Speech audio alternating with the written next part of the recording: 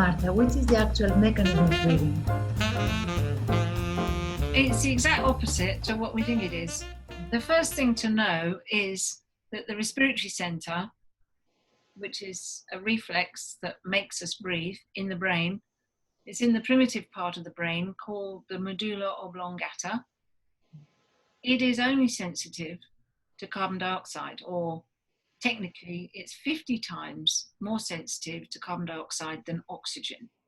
When you take a breath, it's not because you're short of oxygen, it's because there's carbon dioxide building up in your lungs.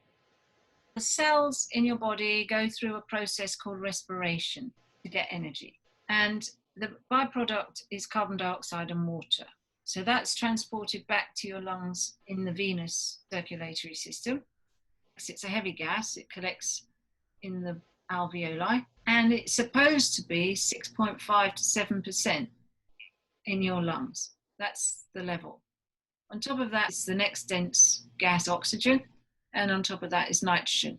Now the oxygen and the nitrogen come from the air outside that we breathe in. You're not breathing in carbon dioxide. There's only 0.038% carbon dioxide in the air. Almost You're nothing. breathing in nitrogen and oxygen pretty much. And you've got carbon dioxide sitting in the bottom of your lungs. And the job of the lungs is to conserve the carbon dioxide. The surface area of lungs is as big as a football pitch. So their job is to provide a surface for gas exchange to happen. And how it works is a miracle. No one really knows.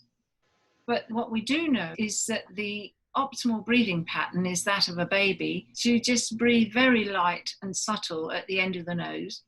And that way you do not disturb your lungs at all. You don't disturb the movement of the gases at all. It's just through a shunt and diffusion through the sinuses that you are taking air in and air is coming out.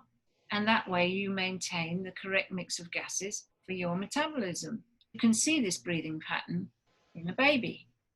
As we get older and we're encouraged to deep breathe, and we breathe heavier and heavier as we become quite old, and you watch somebody dying, you have this Stoke chain pattern, which is a big sort of like that.